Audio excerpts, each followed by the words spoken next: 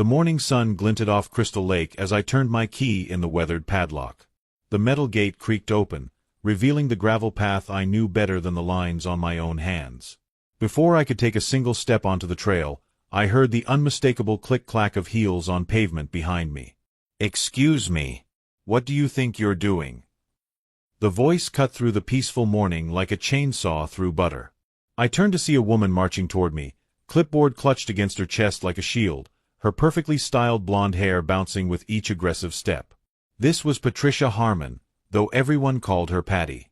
She'd recently been elected president of the Oak Ridge Estates HOA, and she wore her new authority like an expensive perfume, overwhelming and impossible to ignore.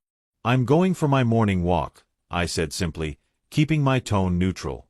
Her lips pursed into a thin line as she consulted her clipboard with theatrical importance. "This access point is for authorized residents only. That path is HOA property, and I don't recall seeing your name on the approved list." I studied her for a moment, this woman who'd lived in the neighborhood for all of 3 years, telling me, someone who'd been here since the beginning, about access rights. "I've been using this path for 30 years, Patty." She bristled at my casual use of her nickname. "It's Patricia, and I don't care if you've been using it for 50 years. Rules are rules. I'm issuing you a warning today, but next time it'll be a $200 fine." As she scribbled furiously on her clipboard, I noticed the gold nameplate on her blazer that read HOA President in unnecessarily large letters. I didn't argue. I simply nodded, took my warning slip, and continued through the gate. But as my boots crunched along the familiar gravel, I couldn't shake the feeling that Patty had just made a very big mistake. Later that evening, I descended into my basement workshop, past the pegboard of tools and shelves of hardware accumulated over decades of projects. In the far corner sat a dusty filing cabinet I hadn't opened in years. My fingers traced along the labeled folders until I found what I was looking for: Oak Ridge Estates Development, 1992. The manila folder was thick with memories and documents. As I spread the papers across my workbench, the past came flooding back. I'd been just 28 years old when I started my construction company, and Oak Ridge Estates had been one of my first major contracts. But it wasn't just any job, it had been my chance to build something lasting for the community. My name is David Brennan, and despite what Patty seemed to think, I wasn't just another resident trying to sneak lake access. I'd been here before the first foundation was poured, before the streets had names, back when this whole area was nothing but rolling hills and that beautiful lake hidden behind a wall of oak trees. The development had originally planned to make the lake exclusive to the homes directly on the waterfront, a selling point for the premium lots. But I'd grown up in a town where the local swimming hole was the heart of the community, where summer memories were made and neighbors became friends. I couldn't stand the thought of most families being locked out of such a beautiful natural resource. So I'd made a proposal to the developer, a pragmatic man named George Whitman. I'd donate a strip of my own land, property I'd purchased adjacent to the development, and build an access road at my own expense. In exchange, the road would have a permanent public easement, ensuring every resident of Oak Ridge Estates could enjoy the lake. George had loved the idea. It made the non-waterfront lots more valuable while fostering the community atmosphere he wanted to advertise. I pulled out the original blueprint, my younger self's handwriting still clear in the margins. There it was, marked in official county stamps and signatures: Brennan Access Road, public easement in perpetuity. The irony wasn't lost on me. The very road Patty claimed as HOA property had never belonged to them at all. The next few weeks brought an escalation I should have seen coming. Patty had apparently taken my silent acceptance of her warning as weakness. She began what could only be described as a campaign of lake access intimidation. Every morning, she'd position herself near the gate like a sentinel, clipboard at the ready, scrutinizing every person who dared approach. Mrs. Chen, who'd been taking her grandchildren to feed the ducks for years, received a $50 fine for unauthorized wildlife interaction. The Patel family, who hosted an annual lakeside picnic for their temple community, were told they needed special event permits that mysteriously never got approved. Even Tom Morrison, whose property backed right up to the lake, got cited for using the access road instead of the appropriate waterfront entrance, which didn't exist for his lot. The breaking point came when Patty installed a new lock on the gate. Not just any lock, but an electronic keypad system that required a code she only distributed to what she called verified waterfront owners. The morning I discovered this, I found a crowd of frustrated neighbors gathered at the gate like villagers outside a castle. "This is ridiculous," muttered Janet Williams, bouncing her fussy toddler on her hip. "We've been bringing the kids here every weekend since we moved in." "She can't do this," added Robert Kim, though his voice carried more hope than certainty. "Can she?"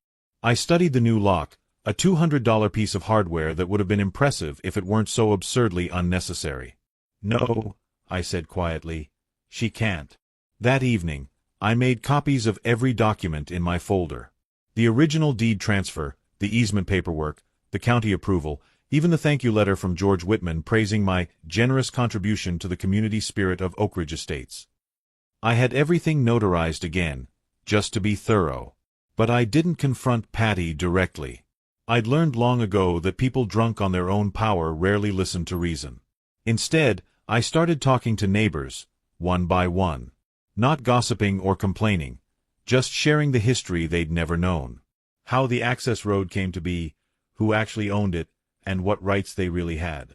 Word spread faster than wildfire in drought season. Soon, people were approaching me with their own stories of Patty's overreach. She'd been systematically trying to restrict lake access for months, hoping to turn it into an exclusive amenity that would increase waterfront property values, including her own lakeside home. The monthly HOA meeting was typically a sleepy affair held in the community center, attendance usually limited to board members and the occasional resident with a specific complaint. But that Tuesday evening, every chair was filled, and people lined the walls. The energy in the room crackled with anticipation. Patty sat at the head table, flanked by the other board members who looked increasingly uncomfortable with the crowd. She maintained her composure through the standard agenda items, though her eyes kept darting to the packed room. Finally, she reached the end of her list. "If there's no other business." "I have something," I said, standing up from my seat in the third row. Her jaw tightened. "Mr. Brennan, resident comments are limited to 3 minutes." "That should be more than enough." I walked to the front, carrying a manila folder that had grown considerably thicker over the past weeks. "I'd like to discuss the recent access restrictions to Crystal Lake, specifically regarding the Brennan Access Road." "The HOA road," she corrected sharply. "And those restrictions are for safety and liability reasons." "May I?" I gestured to the projection screen typically used for budget presentations. The board treasurer, looking relieved to have something to do besides sit awkwardly, quickly set up the laptop. I began with the original survey map from 1992. This is Oak Ridge Estates before development. Notice this strip of land here, separate from the main development parcel. Click. This is the deed transfer where I donated that land specifically for public lake access. Click. Here's the county-approved easement, filed with the Recorder's Office on June 15, 1992. Click. And here's the document stating that the Brennan Access Road would remain open to all residents of Oak Ridge Estates in perpetuity. The room had gone silent except for the hum of the projector. Patty's face had progressed through several shades of red. That must be outdated. The HOA has maintained that road for years." "Maintained, yes. Owned, no." I clicked to the next slide. "I've actually appreciated the maintenance. I'm getting older, and keeping up with the gravel and drainage would have been challenging. But maintenance doesn't transfer ownership, and it certainly doesn't give the HOA the right to restrict access." "This is ridiculous," Patty sputtered. "You can't just—" "Actually," a voice spoke up from the crowd, "he can." Everyone turned to see Harold Vance stand up. At 83, Harold was one of the original residents, and his word carried weight. I was the county surveyor back then. I remember this project clearly because it was so unusual, a developer actually expanding public access instead of restricting it. I verified these documents myself. That road belongs to David, and we've all been his guests for 30 years. The room erupted. Board members huddled in whispered conference while residents called out questions and comments. Patty banged her gavel repeatedly, her order, becoming increasingly shrill. Finally, the board treasurer, a mild-mannered accountant named Stephen Park, stood up. I motioned to immediately rescind all fines related to lake access violations and return the gate to its previous unrestricted state. Seconded. Called 3 board members simultaneously. You can't do this. Patty's composure finally cracked completely. I'm the president. I decide what goes to a vote. Actually, Stephen said, pushing his glasses up his nose, according to the bylaws, any board member can introduce a motion. All in favor. 4 hands shot up. Only Patty remained still, her knuckles white as she gripped her gavel. Motion passes, Stephen announced. Furthermore, I motion to formally apologize to Mr. Brennan and all affected residents for this overreach of authority. This time, all 4 hands rose before he even finished speaking. Patty's face had moved beyond red into an alarming purple. This isn't over. I'll sue. Patricia, the board secretary interrupted quietly, I think it would be best if we discussed your future role in private. Mr. Brennan, on behalf of the Oak Ridge Estates HOA, we sincerely apologize. The next hour was a blur of handshakes and back pats.